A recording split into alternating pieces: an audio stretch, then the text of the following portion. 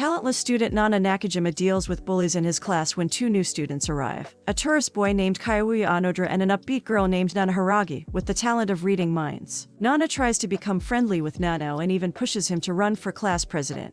Nana continues following Nano around campus and sharing information about her mind-reading talent. The next day, Mukyujima and Sayakori spar over the class president position. Saya wins, but Mogo throws a giant fireball in anger. Nano leaps into action to save Nana from the fireball and reveals his talent, the power to cancel other talents. Afterwards, having won class president himself, Nana offers to let him test his power on her by holding her hand. As he does, Nana throws him off the cliff while he hangs by a rope. Nana reveals to Nana that she is actually talentless and that she is killing him before he leads the other talented to become true enemies of humanity. As Nana loses his grip and falls away, Nana receives a text message claiming she has saved 1 million people from dying from a future enemy commander. A government committee reflects on talented people upending the normal order of human society. The government tried to counter this threat with units of talented individuals under their military's command, but those talented soon turned on their masters as well. Talentless humans eventually manage to restore order, but at a heavy cost. In the present, the class notices Nana's disappearance while Saya freezes an entire lake. While Nana tries to gain more information on Saya's talent, she finds another classmate, Yaohei Shibusawa, breaking up a fight with Mugo using a time travel talent. At launch, she finds out more about Yaohei's talent, that she can only travel backwards in time to a certain extent. Suddenly, the two are interrupted by a suspicious Kayuya as Nana tries to avoid implicating herself. Later, Nana gets Yohei to demonstrate the limits of his talent, and her past self spots Yohei before she carries out her assassination of Nanao. Late at night, Nana lures Yaohei to a spot where she claimed to see Nana being eaten by an enemy of humanity. As he travels back about 24 hours in time, Yohei ends up trapped in the river that Saya froze previously, that morning. Kayuya investigates the cliff where Nana was last seen. Meanwhile, in the classroom, Nana, Mogo, and Saya are having a conversation when Kayuya shows up. During lunchtime, Nana follows Kayuya to the janitor's shed where she finds out that he feeds a cat. Afterwards, they meet up in the hallway and he invites her to his room. There, he reveals that he came to the island because his younger sister is missing. He also reveals that he found Nana's watch during his investigation. He then takes her to the cliff to warn her about what's going on. That night, Nana reminisces about the things she noticed in Kayuya's room and decides to set up a trap. The next day, while they are alone, Nana mentions the cat. Later, when Kayuya attempts to feed the cat, the janitor's shed explodes. Nana reveals that she saturated it with gas based on her observation that Kayuya could not smell. When Nana tries to leave, Kayuya reveals that he survived thanks to his immortality. In the classroom, Kayuya discusses what happened to him in the janitor's shed. Meanwhile, Kurara Habu and Kayori Takanashi announce to the class that Michiru and Yukai has received a love letter. Michiru then notices a scrape on Nana's leg and she uses her talent to heal her. After school, Michiru is waiting outside for her secret admirer when Nana shows up, revealing that the love letter was a prank by Kurara and Kayori. Later that night, Nana attempts to leave when she realizes that Kayuya is guarding her door. Sneaking out, she heads to Michiru's room where she stabs herself in order to throw off Toyo's suspicion. The next day, Nana successfully fabricates a story about being attacked, and as such, she is appointed the leader of the class. Later, Nana asks Michiru to gather information about everyone's talents. When Nana heads to the dormitory, she is approached by Tsunekiji Hated, who reveals that he can see the future. He then shows Nana a photo of her attacking him in the cafeteria. Nana discovers that Tsunekichi indeed has the ability to see the future. Tsunekichi decides to blackmail Nana by using the photos he took.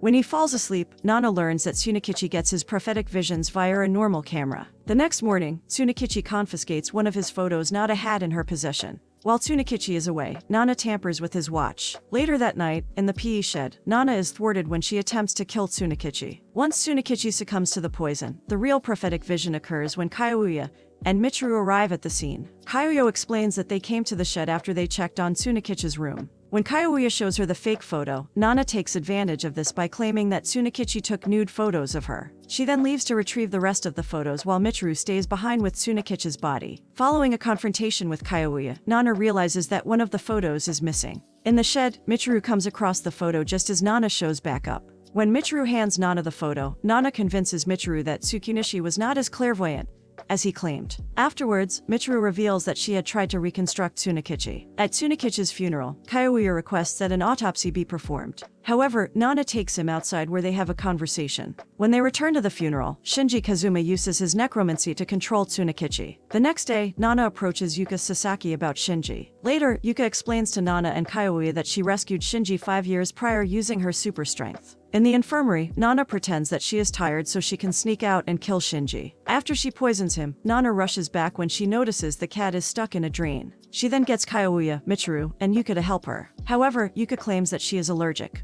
That night, Nana attempts to kill Yuka when she is stopped by Shinji. Nana then realizes that Yuka is actually the necromancer. After Yuka reveals how Shinji died, Nana admits that while she is a murderer, she lets all the dead rest in peace. Nana taunts Yuka about her relationship with Shinji. She then offers a proposal. She will tell Yuka what Shinji is thinking. She claims that he wants her dead before she runs off. While she is alone, Nana brings up the things she observed in Yuka's room. Heading further into the mountains, Nana encounters some zombies. When she reaches an abandoned cottage, it is revealed that Yuka cannot use her talent during the day. As sad, Yuka decides to lock Nana inside. Later that night, Yuka returns to the cottage only to discover that she cannot find Nana. The next morning, Yuka heads to the dormitory with Shinji where she is confronted by Nana. When they arrive at the cliff, Nana reveals how she tricked Yuka. She then asks Yuka about her relationship with Shinji. After hearing it, Nana points out the inconsistencies, leading Yuki to revealing that she caused Shinji's death because she was jealous that he was dating another girl. Nana then kills her. After disposing of Yuka's body, Nana comes across Kurara, who explains that she had a fight with Kaori. Nana then poisons Kurara and forces her to give up the phone's password. Afterward, she heads to Kaori's room to tamper with her contact case. In the hallway, Nana tells Kyoya that Yuka is dead. When Nana, Kyoya, Michiru, Seiya, and Mogo arrive at the cliff, Nana claims Yuka committed suicide after she managed to get through to her.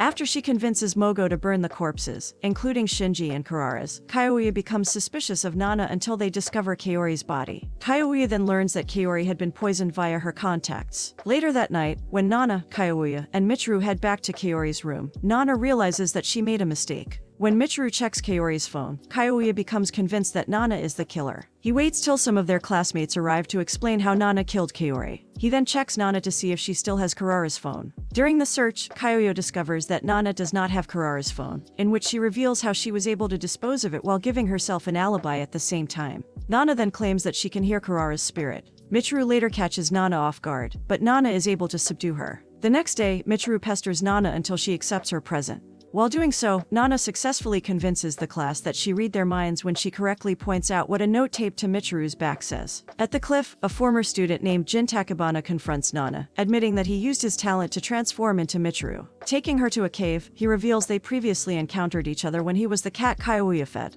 He also reveals that a civil war broke out on the island 5 years prior. Afterwards, Nana appears to have killed Jin when she poisoned his drink. Just as she's about to contact the committee, Nana realizes that Jin can copy any appearances and talents. Nana wonders why Jin has not used his talent to discover the identity of the committee himself. She then tries to escape, but she's injured when Jin transforms into Mogo. Before she passes out, Nana explains her family situation. Afterwards, Nana awakens in Michiru's room where she explains to Michiru that she feels responsible for her parents' death. At the funeral for Shinji, Yuka, and Kaori, Nana notices the ill effect Michiru's talent has on her. Later, while Nana is in her room, Jin shows up. Shortly thereafter, Michiru shows up as well, and Jin transforms into the cat. When Michiru inquires about Nana's childhood, Nana reveals that she was a typical girl who loved games and manga until the night her parents were killed by a burglar when she forgot to lock her window after she snuck out. This causes Michiru to comfort her. The next morning, Kyoya tells Nana to follow him where he shows her another dead body. Nana soon realizes that another murder is on the loose. Kyoya reveals that the victim was Ryuji Ishii. When asked where he was, Mogo states that he was giving his henchmen a pep talk.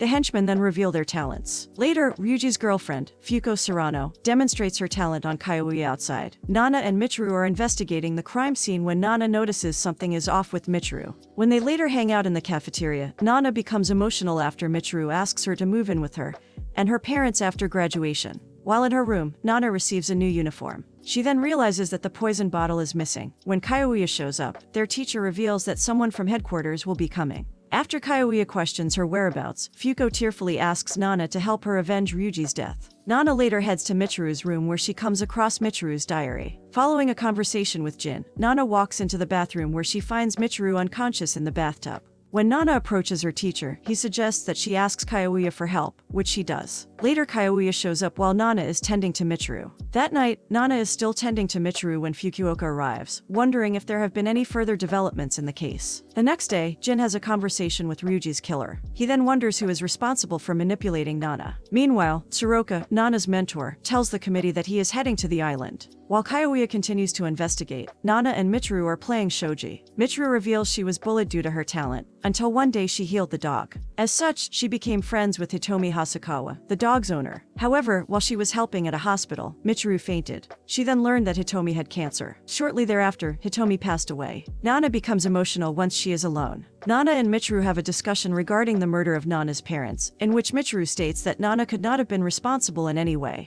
The two share a hug, with Nana mentally celebrating making a friend. The next day, they buy each other gifts. Later that night, Kyoya finally determines the killer's identity. Meanwhile, Jin visits Nana and informs her that Michiru is about to become the next victim. When Nana heads out, she receives a phone call from Soroka. Just as the killer is about to strike, Nana arrives and is stabbed in the back. She then reveals that the killer is Rentaro Tsurumugawa, the henchman with an astral projection talent. While Rentaro continues his assault, Nana tells him that she laid a trap. She then proceeds to insult Michiru in order to ensure that she flees to safety. When Rentaro wonders what the trap is, Kyoya finds his real body and stops him. As Nana lies on the ground dying, Michiru returns and uses her talent to save Nana. Afterwards, a distraught Nana holds Michiru's body, crying in pain because she has lost her one and only true friend. And that's the end of the story. It's a really intense and emotional tale, with many twists and turns. It's clear that Nana is a complex and layered character, with a lot of pain and trauma in her past. Despite this, she is able to find some solace and friendship with Michiru, and it's heartbreaking to see her lose her. It's also interesting to see the various supernatural abilities of the characters and how they use them, both for good and for evil.